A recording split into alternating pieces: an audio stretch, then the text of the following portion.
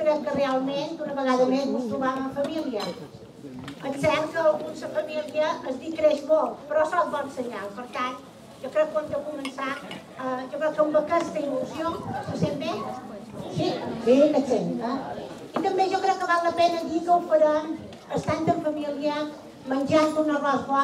Val la pena dir que els productes que menjarem enguany, com toca, tots són productes locals, tots són productes ecològics i que, a més, l'any passat van tenir queixes, i van tenir queixes perquè vau tenir calor, teniu ventall.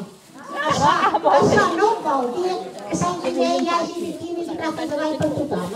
Com les trajes amb els camps de València han anat tan gros, per tant, deixeu-vos-ho amb el ventall.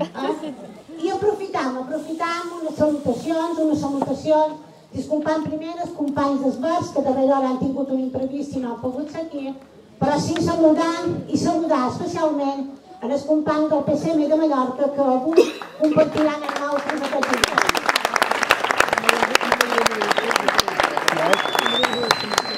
També sempre volem que un dia de família, un dia de trobada, sigui un dia també de reconeixements. Reconeixements, però a la vegada també que ens permeti reflexionar una mica sobre la situació actual i per què no encarar els futurs del PSM des de la solidesa que avui tenim aquí a Menorca. Per tant, sempre val la pena des del PSM aquests reconeixements.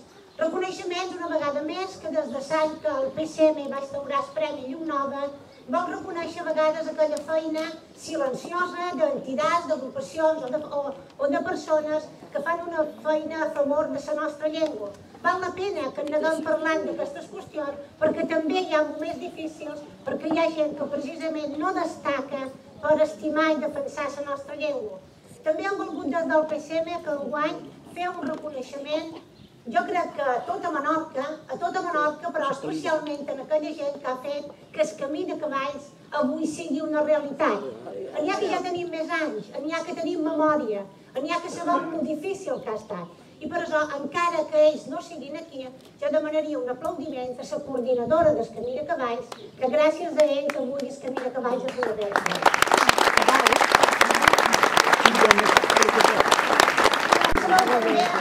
Sabeu que també aprofitam aquest dia de festa també per fer reconeixement a aquells càrrecs públics que han dedicat un temps, sigui curt, sigui més llarg, important de la seva vida per defensar el projecte del PSM, per ser les institucions, i sempre tenim gent que se'n va perquè altres arriben. També avui serà un dia de reconeixement per ells. I reflexionem. I per força, a l'hora de reflexionar, hem de reflexionar de les mesures que avui se mos posa a l'hora d'analitzar aquesta situació econòmica tan difícil i complicada. I haguéssim de resumir, haguéssim de parlar de les mesures d'en Zapatero, segurament que el primer que diríem és decepció.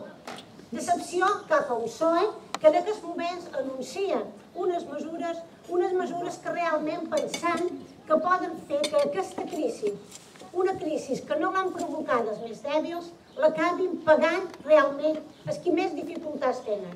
Mos preocupen, que volia començar amb broma, no sé si després això no sol anar bé, però que realment comencéssim aquesta festa d'avui demanant a en Joan Carles que mos cantés una cançó, perquè al final encara haurem de donar gràcies perquè s'hagin recordat de Menorca. I me direu, i de què?